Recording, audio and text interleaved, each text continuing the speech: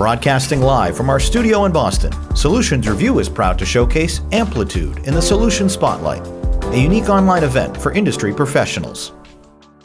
I'm Doug Atkinson here at Solutions Review, and welcome to the Solution Spotlight featuring Amplitude and focused on unlocking the power of product-led growth.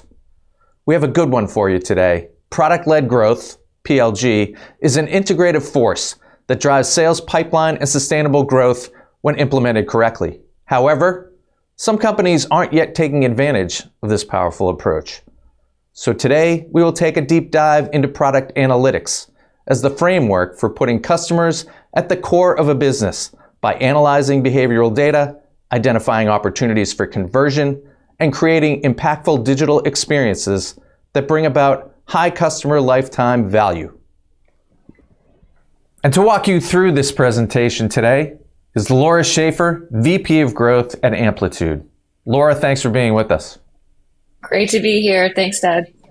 Well, I've been looking forward to this one because this is near and dear to my heart. The idea of using technology to optimize sales pipelines and I know Amplitude has been killing it and I was very intrigued about your path to Amplitude. Before we get going, share a little bit about your career through the product growth category.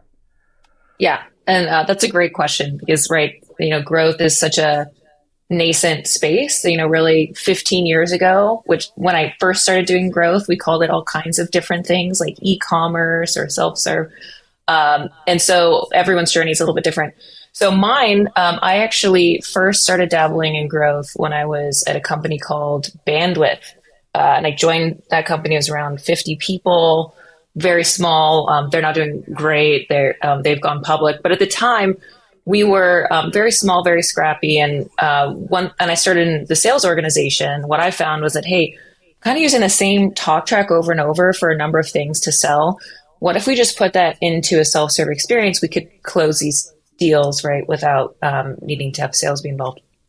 And again, the company was small enough that I was just kind of mentioning this to the GM, and he's like, "That's a great idea. Why don't you go do that?" So it's kind of my first foray into it, and I started, building out things on the website and even in our digital product to start to drive that. And that's kind of what first unlocked for me, hey, this is a really powerful tool. Again, before and at the time, right there, we didn't have a name for it. It wasn't really a thing. But from there, I went on to Twilio, and I joined Twilio when we were around a couple hundred folks. And I actually joined in product marketing. But I realized really quickly within the first 6 months, hey, we don't have that kind of that self-serve thing that was really powerful before. And so I pitched it, and growth was starting to become, there was a kind of a label for it. So I pitched it to our C-suite at the time. Hey, I think we need this team. Like, yep, that makes sense. You go do that. So I started that team in 2015 and did that from when we were around 80 million in rev to 2 billion in rev, and was there for, 7 years. So that was a really fun ride. Just got to really learn a great deal about how to build up a business like this. And then since then have started and led growth teams at a couple of different places. Yeah, it's a fascinating space. And I know you're going to get to share a bunch of customer stories today, which we're looking forward to. But before you do that, I'm going to set everybody's expectations around if they have any questions. And if you do have any questions, by all means, send them on in. I will gather them up here and I will rejoin Laura after her presentation, and we'll have time for a little Q&A. But for the next half hour or so, Laura, the floor is yours. Looking forward to what you have on tap, and we'll catch up when you're done. Awesome. All right, let's get started. So today, right, we're talking about how you can unlock the power of product-led growth. And to do that, we're going to be covering 3 core topics. And my goal is to give you the foundational knowledge you need in order to execute a successful PLG motion across your teams. So first, we're going to be just covering what is the scope of PLG, so we all have that shared framework and understanding of the space that we're talking about. Then we're going to roll right into how do you set up your company and teams to successfully execute against a successful PLG motion, and then we'll round it out with best practices based on what successful companies who are doing PLG are doing in the space, right? That's one of the best ways to learn, seeing who's doing it well. So without further ado, let's get rolling. So what's the scope of PLG? Product-led growth is an end-user focused model that relies on the product itself as the primary driver of customer acquisition, monetization, and retention. And we're going to unpack what those mean in a minute. Marketing, product, and sales all have a critical role to play in that motion. All right. Let's dive into each of those stages a little bit. So we're going to start right there at the top with acquisition. So in this stage, what we're trying to do is we're trying to build awareness of your company and of the value that it can serve. We're trying to get users and folks, once they're aware, to come to your website, to engage with your corp site, docs, blog, to learn more about who you are and why you are, to get them to sign up. That's what we're trying to do. Build awareness, get them to enter your ecosystem via sign up. And so you'll see things like SEO, right? Search engine optimization, lots of content marketing, content writing to try to get people to understand some brand work. We're also doing lots of website iteration, trying to get people, again, to see that value, to encourage them to sign up. You might see demos, user-generated content. Well, I'll go into that a little bit more. What we're trying to do is, again, build awareness, get people to come to your corp site, get them to sign up. Once they've signed up, now we're going to try to monetize them. Once they're in our ecosystem, we want them to start to experience some of the value of your product. So essentially what we're trying to do, if you think about getting someone to pay you as just friction, right? You're introducing friction into their experience, asking them to pull out a card or otherwise give you precious dollars and resources. What we're trying to do is we're trying to get enough value that it overrides or is higher than the friction that you're asking for. So there's a nice balance and dance there between getting the price right, but then really building out the self-serve experience right, so that they're getting that value and know that that they're comfortable with making that exchange. So what do you see here? You see things like free trials, right? Kind of get them to get a taste of the product, get them to get that value and say, yep, this is worth it, to keep getting access or to get more access. You might see sales run engage maybe with important customer profiles, we call ICPs, so kind of big whales that sometimes sign up. We might try to get sales in there to try to monetize effectively. So again, once they're signed up, these are the kind of activities that we try to do to get them to pay. Now, once they're in our ecosystem, they're engaged, and they're maybe giving us some money, we want to retain them.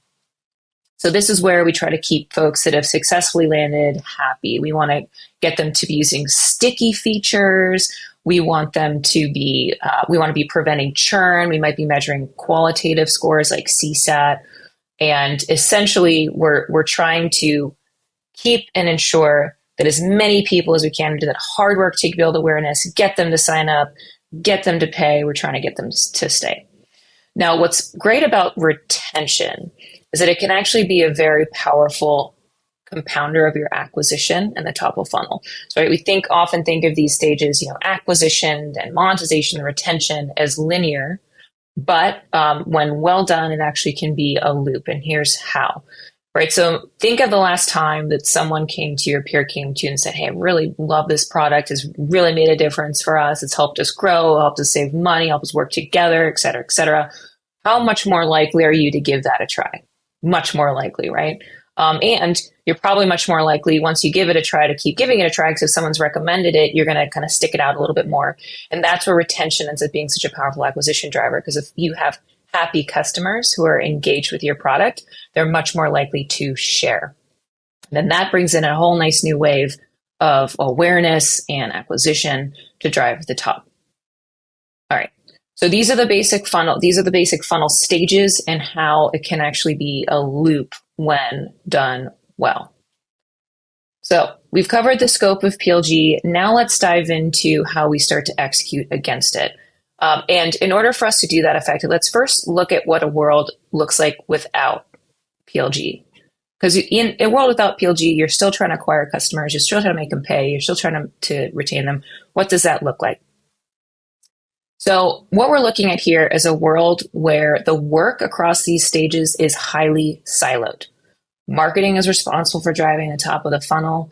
Their work ends once they've qualified a lead. Hey, we think this person might be someone that sales could close. They pass the baton, they're kind of out of there, right? Sales picks up that lead, they qualify it, they own that process of trying to get them to sign up and buy and use, engage, get value. They're owning that whole monetization space. And then once they've got them to buy, someone like a CSM might be trying to get them to stick around. So quarterly, QBRs and things to understand what might be going off wrong or what the opportunities are to try to drive them up. So again, very kind of siloed, and product really isn't accountable for any clear part of this. They're not as involved. And so what you might see is sales teams, throwing things over the fence to product to ask them, hey, if you build this thing, it might make it easier to sell. There's certainly some good that comes out of that, but you can see how, again, product just isn't present here, isn't accountable. All right. So in product-led growth, we're really flipping on its head and we're saying, look, there's skill set and craft across each of these teams that can offer value and drive folks through if they're working together. So we're taking the best of each team's skills and we're sharing accountability across the space. And further, this motion recognizes that the way users like to experience value and make decisions about buying your product is increasingly less one where folks are ready right out the gate to talk to sales, and shifting more into a world where people are expecting to be able to get self-serve value on their own. And so this model really helps bring the product in, that self-serve value motion, so we're not relying so heavily on humans to pitch and convince. So in this model, in the acquisition stage, marketing and product are working together to build an excellent website, to build great demos, to get folks excited about your company and get them to sign up.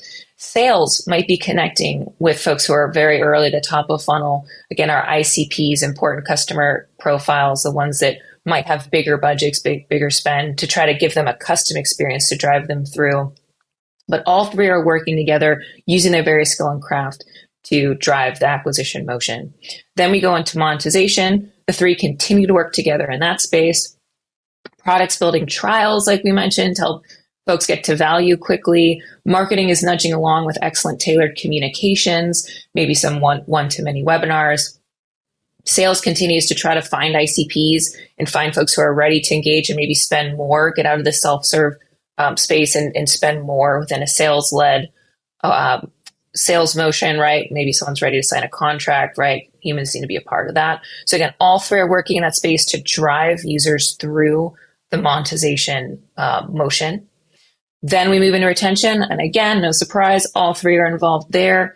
Products trying to drive engagement and building experiences to help folks cross-discover new features and functionality, get them to be nice and sticky. Marketing might be building out community experiences or doing more one-to-many webinars to, again, get people to engage and nudge and discover new value and drive education. Sales and CSMs, of course, are working together here to try to save and retain those bigger customers that they're helping manage. So again, in this model, teams are accountable together. It's a model where they're all close to the customer problem. They're leveraging their unique skill sets to craft and drive more customers to adopt and grow with your company. All right. So how do you actually land the plane here, right? Because that's all well and good, but we know that sometimes cross-functional work can be challenging. So how do you help these teams who have different skills, different crafts come together to work well? So let's first start with some key principles to help these folks row well together and drive success. So one, anchor these teams in metrics. So be really clear about the unifying objective using data objectives. So we'll talk about this in a minute, but for each of those stages, there's clear metric targets that can be assigned and given that folks can rally around. So you then start to see folks engage in pods or groups aligned to a metric that becomes the anchor as opposed to a swim lane that we looked at before, a silo. Second is to celebrate and embrace shared wins. So often in the siloed culture, folks are celebrating wins solely within their space, and almost there's an emphasis on what you own versus what they own, right? And it gets to very kind of distributed win environment. We instead want to have a shared win environment where there's not a hero mode where one person is driving everything in a space. Instead, it's a team sport where wins and losses are shared. And third, we want to set clear responsibilities across teams and roles. So while we're rowing together, working together, going after similar metrics, of course, people are coming from different experiences, different stages. They have different levers to pull. So I want to be crystal clear about which levers folks are pulling and what they're responsible for in that space. All right, let's go into some detail here to see how this works in practice. So let's take acquisition, right? Which is where we're trying to identify, build awareness, drive new customers to engage, and ultimately sign up for the product. A couple sample core KPIs or metrics that might come into play here are traffic. They're trying to grow top of funnel traffic, as well as signups. That might be another one, right, that we've talked about. So when we look at roles and responsibilities across these groups, marketing might be managing and optimizing, experimenting with key paid channels. So we talked about SEO. That's typically a role that marketing takes in this space. They're often looking at building out a variety of campaigns. Maybe they're doing some brand campaigns or content campaigns.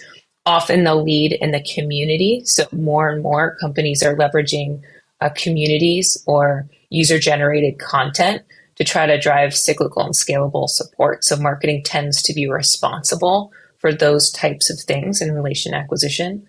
Product and engineering tend to own website infra. So they're responsible for making sure that there's good uptime there, it's operating well, that folks in marketing, for example, can self-serve and run experiments in that space without needing engineering.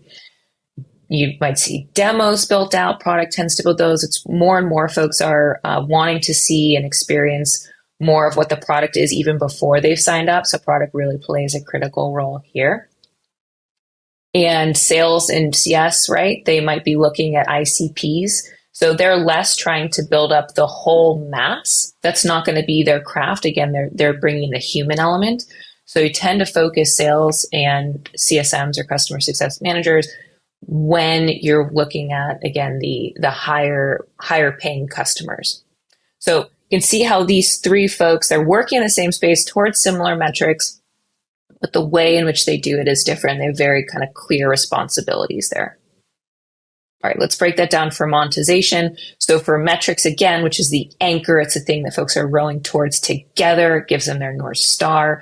You might have things like free to self-serve paid conversion. So how many people of the people who sign up, how many of them ended up paying something for you, dropping a credit card? And of those who maybe paid a credit card, how many of those ended up moving into a higher level contract, move to your sales-led motion? How much pipeline are you driving? So roles responsibilities here might look like this. So marketing might own email content. So thinking through onboarding emails or nudges. Hey, I noticed that you built and used this. How about you try this, right? That sort of thing, those relevant nudges. They might do one-to-many enablement. So one-to-many webinars, trainings, education. They often manage the out-of-product PLS motion or product-led sales. They do that orchestration of converting someone who seems ready based on their product usage to engage with sales. They'll often manage those operations. Product and engineering, they're optimizing the in-product purchase experience. So they're building out those trials we talked about, figuring out what makes sense to offer, where to put limits, getting people to, again, experience enough value in product that they're willing to jump over that friction hurdle and pay. Product might be looking at features that disproportionately drive purchase behavior, or that cause folks to be more likely to engage with sales. So product is thinking of all of those things. And then, of course, sales is really, again, that human element where there's an important customer profile or someone who's using the product in a way that it seems clear that the customer is ready to pay more or be ready for a higher level plan. Sales is right there to pick those up. All right, and our last one here is retention. So the core metrics we're looking at there are activation, engagement, churn, for example. We want to get people who have signed up to reach their first value moment. We want to make sure that once folks have recognized or experienced their first value, they're getting ongoing value. And of course, churn is one that most folks would expect to be in retention, of course, and that's you want to, again, keep people paying money. You don't want people to quit and leave your platform. So roles, responsibilities here, marketing, designing, manage the out of product experience. They can continue to own email. They're thinking through, again, sales engagement programs and helping to identify of your highest engaged, ICP profiles that they're getting over to sales. They might be helping drive renewals. They're looking at building out, helping customers become more advanced and mature with your product by being, again, offering relevant nudges. Product and engineering, trying to find sticky features, sticky experiences. For example, hey, if someone sends in, their data or sends it out, that might make them stickier than someone who hasn't. So product is trying to drive those experiences to help keep them engaged and sticky and retained. And sales and CS, of course, that human element for the accounts that they manage, trying to understand and at-risk companies and ensure that they're able to be saved, or at least try to pull in more users, drive engagement, things that increase the odds that someone's going to stay. All right, so just to unpack that, so this is a real life example. This is a real way that we at Amplitude break this down across two teams that work together a great deal, which is growth marketing and growth product. So these teams operate in a very, very similar space. You see how we start to break out the responsibilities here. We have a clear mission. And then those metrics that we just surfaced, those are actual metrics that we use. And so I'd take this just again as an example of how you can break these things down. You might break things down differently at your organization. But the most important thing here that I'd surface is, again, using metrics to anchor folks. Celebrate the shared wins. Again, growth is in product-led growth is a team sport, not something that folks do in hero mode or in silos. And last, be really, really clear about roles, responsibilities. All right. So now the fun part, we're going to get into how companies do this well. So now that we've got some grounding in what is PLG, what do the stages look like, how do we empower our companies and our teams to do this well by leveraging skill sets across groups and working together. Now we're going to look at how companies have executed well in this space, so we can start to get ideas, tactical ideas of what we might want to do at the companies that we're at. So first, important to know, PLG is a relatively new field. So unlike other fields where there might be extensive playbooks or very, very clear ways to do this right, PLG has frameworks and some different things. You'll find a number of those things out there, and I definitely encourage you to experiment and try those. But definitely always keep your eye on the ball of what interesting, innovative things companies are doing in the space, because again, it's new, so there's still a lot that's developing. So let's look at Figma. So Figma is one that I'm sure many of us are aware of. They've got a really phenomenal growth story, really great product. I'm going to zero in on one thing that they do really well, which is leveraging that retention model to drive their acquisition. So they're really, really good at getting folks to share, invite, and then once someone's invited, gives them a really great experience to start using the product. So what was the insight that they pulled that kind of drove this? They recognized that collaboration was critical for creating successful design-oriented products, right? Figma is a design-oriented, is something that helps teams build great designs. But it can be cumbersome to join these products. How many times have you gotten an invite to a product, or someone's even just told you, hey, can you check out my project? And so now you've got to figure out how to get access in there, view, see, get out. And maybe once you get into the product, it's hard to find the thing that someone wants you to look at. Maybe you got to go through an extensive sign-up process, etc.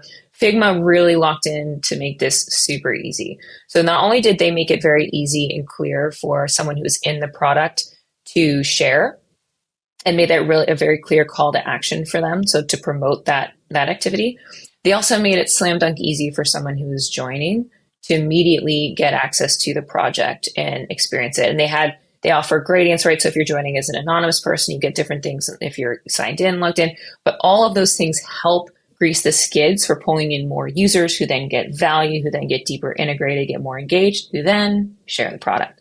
So 87% of first-time users come from these invites. It's a really nice flywheel for them. So the takeaway here I'd encourage you to think about is think about moments where you can empower users to invite others. How can you also make it easier for someone who is invited to start getting value from your products? All right, I'm going to give another example here into it.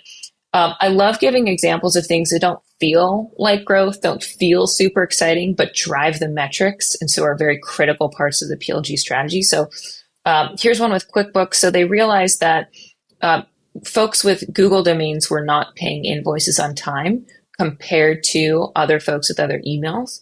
And this was causing them to see churn and revenue loss. They did some research to understand what some of the gaps were, and they realized a lot of folks who are who were in the Google ecosystem tended to prefer to operate with apps and mobile apps. So they created an app to streamline and manage the entire invoicing process, and they actually doubled the amount of invoices paid on time by those users. So massive growth there via just again paying attention to customer problems and thinking through what self-serve experiences they could build to increase this motion. So just the takeaway here is when folks think about PLG, sometimes they think about sort of the sexy UX or cool self-serve experiences. Sometimes it's something as basic as admin that can really help unlock revenue or protect revenue in your self-serve motion. Of course, I gotta raise amplitude here. So this is one that was really powerful for us. I wanted to share this learning and takeaway. So when I joined Amplitude about a year and change ago, right, we had a free plan, and then the next step up from that, the first paid plan, was our sales-led or sales organized plan, which was kind of tens of thousands of dollars, right? It's a really big jump to make from free to a plan of that size. Now, there is a lot of value and differentiated value, and we certainly we're seeing people make the leap. But what we realized is that customers were just being asked to make too big of a jump from free to paying that amount. And so the company really rallied around delivering a self-serve paid plan to make it easier for folks to kind of graduate up, to offer a staircase in between those giant steps.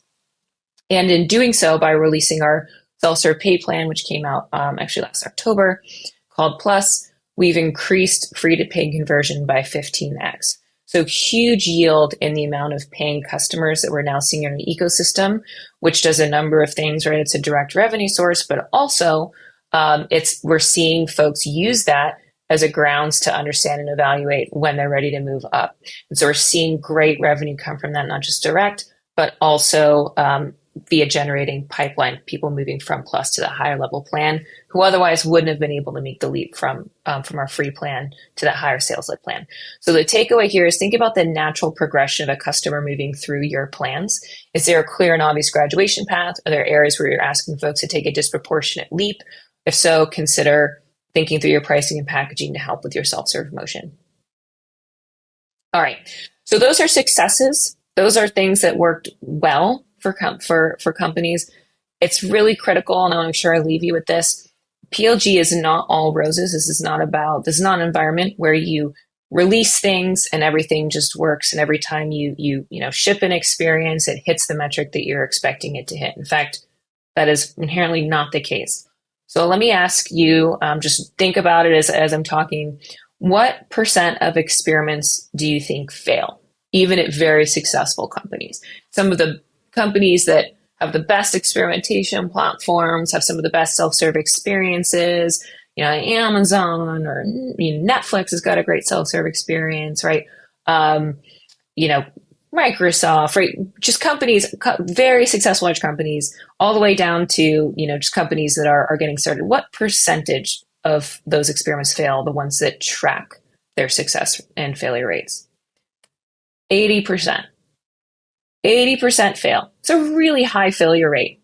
To the extent that when Ronnie Kohavi, who's one of the kind of great minds in experimentation space in the industry, when he first heard that metric, he assumed, hey, well, that can't possibly be us at Microsoft. Folks that we're kind of better than that, right? But once they did that tracking, they evaluated their success and win rate, they found, bam, they were right at that 80% failure mark.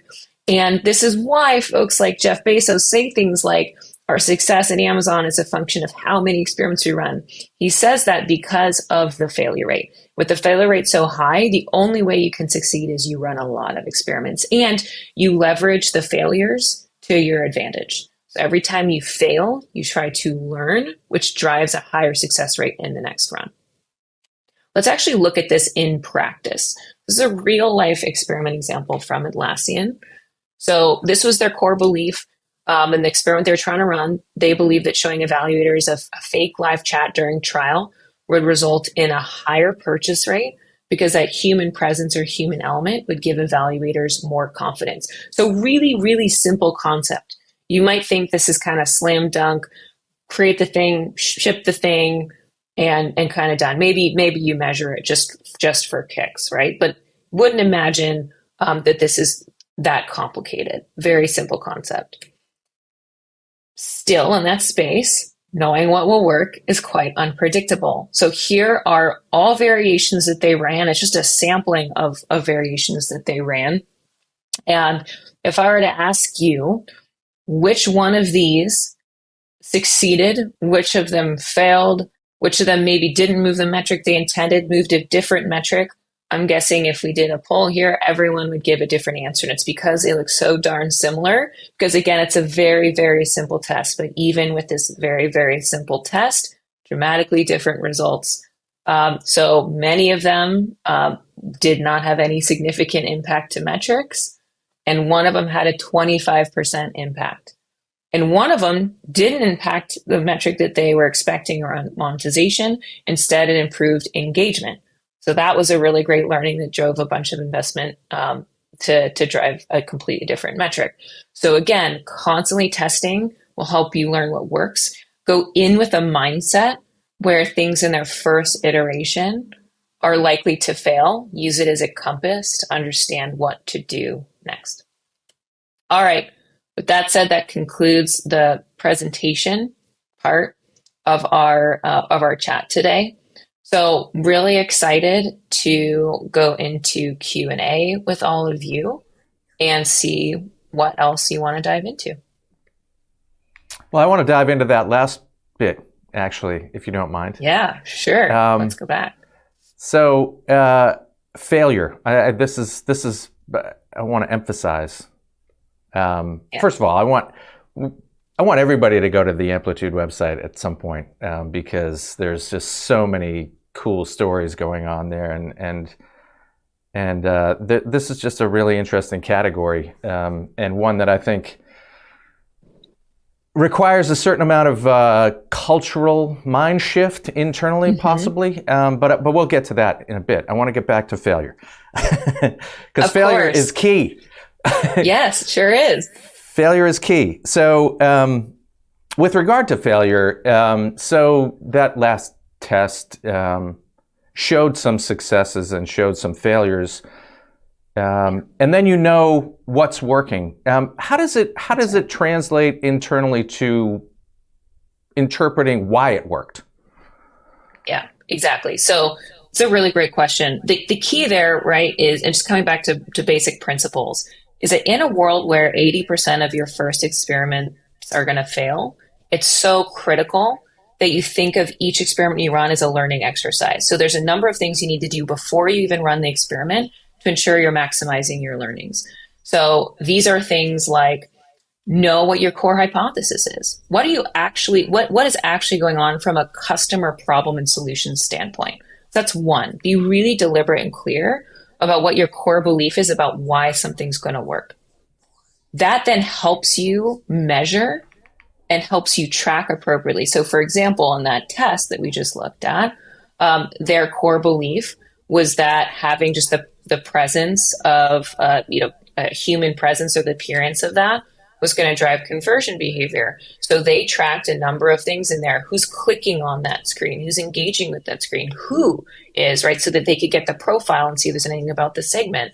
And from there, right, they were able to then look at the data and start to see, okay, where's the drop off? So with some of the variants, people weren't even clicking at all. Okay, maybe maybe it's not big enough, or maybe we're not clear enough in our copy about what someone's going to get from this. Maybe the human picture isn't big enough, right? So that's starting with your core hypothesis about what you expect to see, and then blending that and marrying that up with your tracking. What are you going to track so that you can make sure as the experiment concludes, you've got all the data that you need to get answers to your questions. So there's no such thing. I mean, failed experiment, I call it failure, right? If the metric isn't hit, that's kind of the definition there. But truly, what I always tell my teams is there's only true failure if you don't have learnings from it. So, Doug, things like looking at the quantitative behavior to see where people are dropping off, things like engaging and talking to customers, whether they did the behavior you expected and the ones that didn't, both of them. Why did you do that? Those all contribute to learnings that can then feed into your understanding of, oh, turns out our core hypothesis was wrong. That's why it didn't work. Or it turns out our hypothesis might be right, but this part of the experience wasn't delivering what we needed it to. So we're going to go ahead and lock into that. Well, and I don't want to lose a string here. That is part of why you go get Amplitude, right? All that data that's right. being captured and all that data that can be analyzed. And in addition, and I appreciate what you're doing in this particular spotlight, and we want to keep going down this path. But there's a whole host of other features that we're not even going to get into that sit within the Amplitude platform. Yes? Yeah, absolutely. Right. And that's right. So all of that. So Amplitude, right, for folks who aren't familiar, it's a product analytics platform that really helps you get answers to those questions. So when you run a test, Amplitude is right there with you to help you get those answers. You can track quantitative behavior. You can know exactly how people are progressing through things.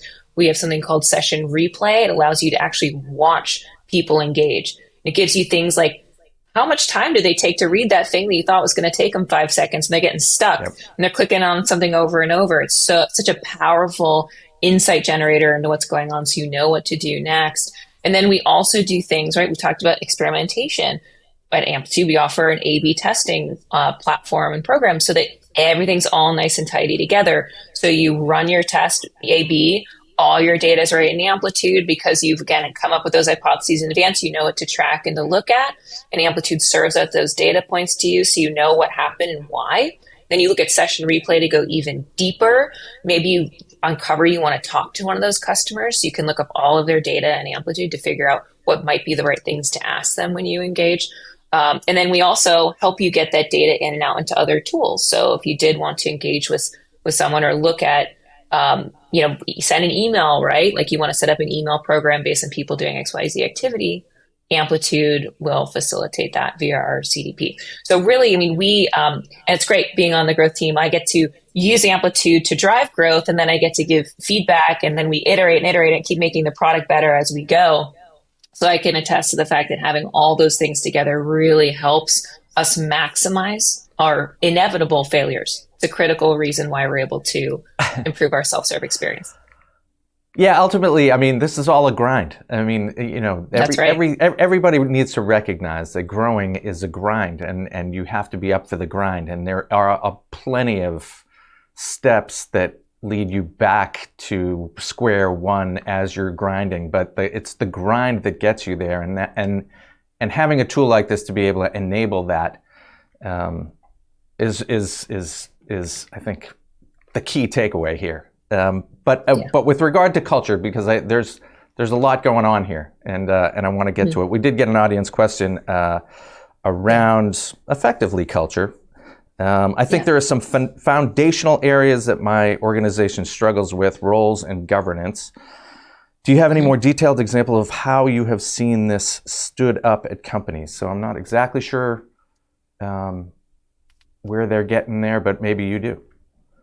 Yeah. So I'd say first just starting with roles or kind of the trickiness with deciding kind of who owns what. And then we'll chat a little bit about governance because I think that might be specifically where this person's asking about. So generally the concept of roles, which I think applies to everyone, especially when you're getting started with growth.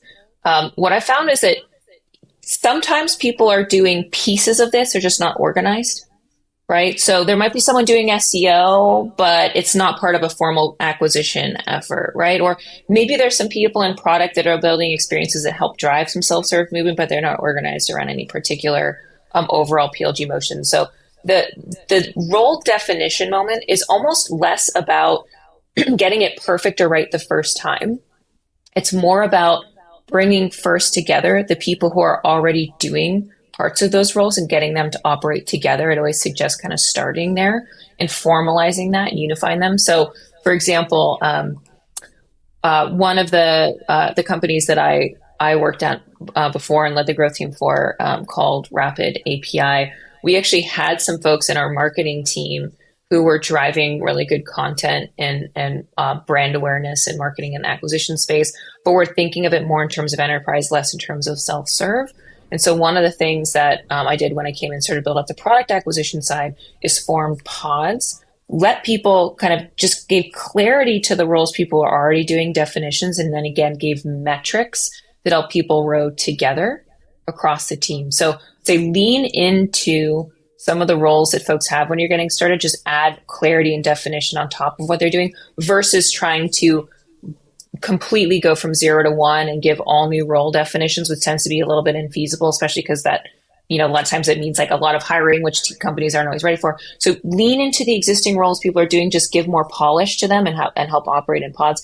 The second round around governance. So, for folks, just to unpack that a little bit, what I suspect this person's asking about is when you have a lot of folks working together and doing data and trying to drive insights, folks can sometimes approach creating data and labels and data taxonomy in different ways, and it can start to get a little bit messy, right? Because people are labeling data in different ways. Who's sort of responsible for managing that and deciding, like, how do you keep the data clean? How do you ensure that it's a healthy place? So if somebody in team A is doing analysis on signups and someone on team B is doing analysis and signups are using the same events, here's what I found. For companies that are more in a more advanced state or are really leaning into analytics, having a dedicated analyst team or data engineering, data analytics team be responsible for that tends to be effective. They kind of own definitions. They define overall taxonomies, and then it percolates down and folks adapt into that. Not everybody is at that stage. For folks that are earlier on, I think the most important thing is best you can to try to have rules and regulations for how things are tracked and tagged and what that looks like. Because what can happen, right? I'm sure this person's aware, is that folks distributed across the company can do their own instrumentation tagging, and that's what causes the mess. So the more that there can be a centralized force that gives those definitions, it's little less important whether it's somebody in a marketing role or a product role. Just important that someone kind of takes ownership and sets a definition. And again, as you get more advanced, it's really great for someone in data to own that. Well, I will readily admit that in a previous life, I was one of the sales people who would happily take some completely new idea that a prospect was telling me and going to the product team and saying, if we only build this, we're going to get these guys over here. So let's, and just kind of promising more than potentially what we were capable of delivering. I got over that. But I guess my point is that there still is, some cultural reorganization, rethinking that has to happen here within some organizations, some very mature organizations. I want you to talk a little bit about the idea of a growth team and how to start thinking about bringing these three responsibilities, the marketing, sales, or however you want to look at it, but marketing, sales, and product. How do you start to think about bringing them together? How should people be thinking about that? Yeah, so it starts with recognizing that those teams often in their current states today don't realize how the other teams can help them, right? Other than what they explicitly ask for, and they're kind of siloed fashions. In the growth space, and when folks are rowing together, sales gets more leads, better leads that they can close faster. In a world where they're working together, marketing is able to have more relevant data, more relevant people to reach out to, more clear features, a better self-serve experience to drive more people through their funnel and their process. In product, when they build product experiences, they can more easily get those over to sales. They see more dollars come from the product that they're building because they're in the space. So that it starts with the cultural shift you're talking about, really just starts with getting those teams to see how working together helps themselves. Because I think that, in a zone where it organically someone else is viewed as other, there's it breeds that kind of, okay, this is my space, this is their space. And so that's one of the things that I like to try to do when I come into a new company or I'm advising a company that's trying to figure this out, is to say, hey, look, let's break down what is causing, the sales team to feel like the product team isn't able to meaningfully help them. And let's unpack that. Let's help prove out how if they work with product or working closely with that team to drive monetization, for example, that the product team is going to be able to generate more pipeline for them. And if they spend the time connecting and working with that team to co-own and cooperate in that space, they're going to get more money at the end of the day. And on the product side, that if they're not viewing sales as, people who just, hey, they have a quota, they're going to sell my stuff, I'm going to build it, and they need to do their thing. If they're viewing it as, hey, look, I can actually build things specifically that are indexed on and designed to drive a sales conversation. I can think through that explicitly and pull marketing in to help with those comms. My products generate more revenue. So it really starts with that, is realizing, is really helping folks understand and believe that working together is going to help themselves. Yeah. So, I mean, these, I don't know that they're silos necessarily, but these organizational departments certainly exist and have existed for years. Is it your belief that you can unify them by maybe layering on top this idea of they're now part of a growth team? Yeah, I mean, it's a really good question. I definitely, at this point, there's the convergence between product and marketing is the fastest one that's happening. So I'm seeing more and more growth teams where those folks are just together. And so they actually sit and report up into the same person. Sales is one that I haven't seen yet folks make the leap to have sales report into growth, but it's being discussed more and more as a critical, as critical towards, again, making that business work. As we just talked about, those folks working together is what drives the motion. But that said, what I'm seeing is folks who don't have sales report into growth, they're starting to carve out new kinds of sales functions. So at Twilio, we had an onboarding sales team is what we called it. And their comp was different than typical sales. They weren't comped at full on, they weren't their compensation was a little more salary based. They weren't really quota based. And their job was really to connect, kind of find those ICPs, important customer profiles, and kind of farm them out and work really closely with the growth teams. They're all together in that pod to try to get get folks to pay higher caliber or higher level plans to usher them up into other sales teams. And while they didn't report into my team, they basically were a part of our everyday day-to-day team. And that was really effective. So yeah, Doug, to your point, I think it's, when it comes to growth, because these teams working together is what yields the optimal return. I'm seeing more and more closeness between the three groups. And in fact, even seeing product and marketing teams sitting together under one growth leader. Yeah. So, I mean, do you see, because it's my experience that I think sales and marketing can overlap quite a bit as well, and product and marketing can. Do you find that the kind of linchpin there is going to be the marketing department? Maybe that's the team that can kind of ideate the growth concept internally? Yeah, I mean, marketing can be a really good bridge. I'd say that I'm actually seeing marketers more and more act like product folks. So, for example, when you look at some of the things that we talked about today for what growth marketers in particular are doing, things like generating emails or out of product content communications, a lot of that is predicated on what the product experience is offering, right? And what's being done there. So those onboarding emails are predicated on how folks are segmented in the sign-up flow and what the product team does. How they're able to do effective nudges or monetize is based on what the trial experience is, which again is something the product does.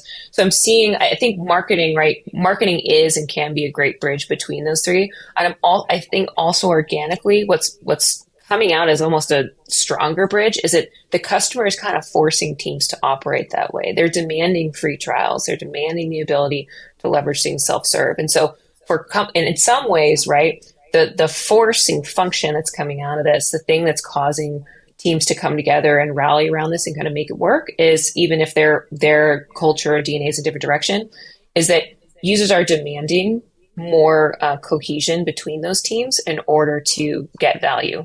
For example, one way that I continually hear from companies that I talk to they're more and more saying, hey, Laura, I can't get folks on the phone with sales. I've got this customer who clearly should be on a high contract account. They clearly benefit from engaging, and sales has reached out, and they refuse to talk to them, right? And so in that moment, the end of the rainbow is a contract, and hopefully a large contract with that customer, but you got to have product clearly involved there because they're in the product there. That's where they're getting the value. And that I think is going to be ultimately is the forcing function to bring the groups together. Though, as you said, I'd always recommend any company use whatever is in your favor or organically working for you to bring the teams together. If it's the marketing team, if that marketing team is organically a great bridge, lean into it. If you've got those customer stories like that, where everyone is sort of like, hey, sales could not connect with that freaking large customer, use that as something to bring people together. Hey, you know what? We're going to change how we operate so we can better close deals like that. Those kind of momentum moments help teams change how they operate because they can, again, see so clearly the value in working together. Yeah, I think it's been my experience as well that a lot of over the years, I mean, I go back a ways, a lot of the throwing things over the wall and not worrying about it and giving it to accounts or whatever from a sales perspective, those days are over, and rightfully so. It's not about just being a hunter or a farmer. It's really about understanding customer lifetime value and being able to at least have visibility, and there are certainly a lot of tools that will enable that, and I think that's been a great evolution. So what about going back to failure rates? I can't help it. It's a big number. Well, you know what? I actually I wasn't surprised to see that number because that's been our experience as well. I mean, again, I respect the grind. It's kind of a cultural touchstone for us internally, the grind. So, but it's not everybody's able to appreciate that. So how do you keep folks motivated when they're seeing that kind of a failure rate, or you're even kind of putting them in a position to experience that kind of failure rate? Yeah, that's a great question. So a few things. So one, it is a cultural change. If folks are in a culture where failure is viewed as a bad thing, or the pressure is on to always win with everything that's released, it's going to inherently cause friction there. So it does start with culture and embracing a culture of failure. But I'd say beyond that, there's a few kind of tactical things that you can do to really help your teams get in the rhythm of this. So one thing that I always tell my teams is, if you're not embarrassed by your first iteration, you've gone too far. One mistake I see teams make is they get too attached to an idea, or they something just feels off and they just want to polish it. And something that could have taken maybe a few days to get a scrappy test out takes weeks or even a month or more to get out. And so you've upped the ante on what the success rate is, right? So you always want to be looking like, assume it's going to fail. So be embarrassed by the first iteration. What do you need to do to get something out to validate your hypothesis? I'd say the other thing that I really see be effective is when people think experiment, their mind often goes to in-product A/B test, right? And I'd say that's one of the most expensive experiments to run because you often have engineering involved. You've got a wait time involved. And you've got sometimes you have design involved. And now those can still be very powerful ways to test, keep it in your arsenal. But there's also a number of other ways you can test concepts like that. Maybe you can build mocks and then put in front of 3 to 5 customers. You get great feedback there. Wow. Hey, we thought we had this slam dunk thing and the value was great, but turns out no one's finding it. So really glad we didn't run this A/B test. It would have failed. Let's build it in this way where it's much more discoverable. Now let's run that A/B test, right? Those learnings and those failures can come out of things other than A/B testing. So one, be embarrassed by the first iteration. Otherwise you've gone too far. And 2 is think of creative ways you can get things in front of customers sooner, faster than an in-product A/B test. Well, and you can also, there's levels to conversion, as you mentioned, in terms of, just getting folks to go through a registration process or an application process or some sort of free trial, where you don't necessarily have to spend a lot of money. I mean, and online testing online, I mean, very highly targeted online advertising right now is relatively inexpensive in the big scheme of things. And so you can learn quite a bit. So let's talk about free trials. You have a free trial. We sure do. So let's talk about how to start engaging with Amplitude. What is the let's share something underneath the hood here. So how do you guys think about the consideration cycle here for folks? I mean, we're the gateway drug. We're having an event like this that is designed to get people to come through the gate. What happens after that? What would you like them to do? Yeah, so here we are in the acquisition stage, right? We're building awareness of a product and helping folks understand value. So the hope is that after this, you kind of think through, hey, I do have some of these problems. We do want to fix this. We do want to drive growth. And we think this could help us. So what the hope would be is that you go to amplitude.com, right? So again, we're driving that awareness into hopefully a sign up. And again, we talked about how, right, in your next phase, when someone signed up, you really want to try to make it easy for someone to get value. Because if they're going to pay you, which is friction, you got to get enough value over the top. So when you sign up for Amplitude, we try to make it as easy as possible for you to get data into the system so you can mess around and try it out. So you can send in data without code. You can upload a CSV if you don't have a developer ready to implement our SDK, which is relatively simple and easy for them, but sometimes takes some time.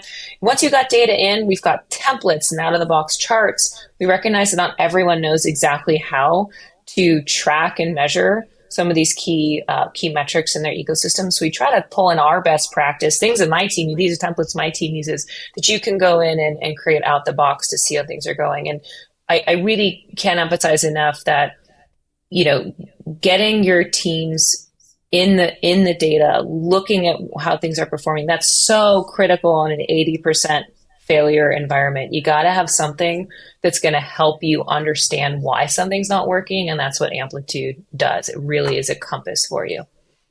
So sign up, mess around with some of the templates, move through our acquisition stage now that you've got awareness. And if you don't, we'll learn a lot. Yeah, and if you go in and we see, we'll watch session replays, we'll learn why you didn't sign up, we'll start to engage, maybe you'll get a reach out from one of us, but that's all, it's all part of the process. Yeah, no, and there's also a whole bunch of great content on the site as well, including the most innovative people in product, the Product 50, which you guys have created, which is fascinating in and of itself. If you're looking for a little fun at lunch and you want to see folks that are leading the league in PLG as a stat, that's a good place to go. Well, Laura, this has been tremendous. We've very much appreciated having Amplitude in our spotlight today. Thanks very much for your presentation, and best of luck in 2024. Thanks, Doug. Best to you too. Thanks for having me. So there you have it, another solution in our spotlight. We want to thank Laura and Amplitude for that presentation, and we appreciate your attendance as well. Until next time, I'm Doug Atkinson here at Solutions Review. Thanks for watching.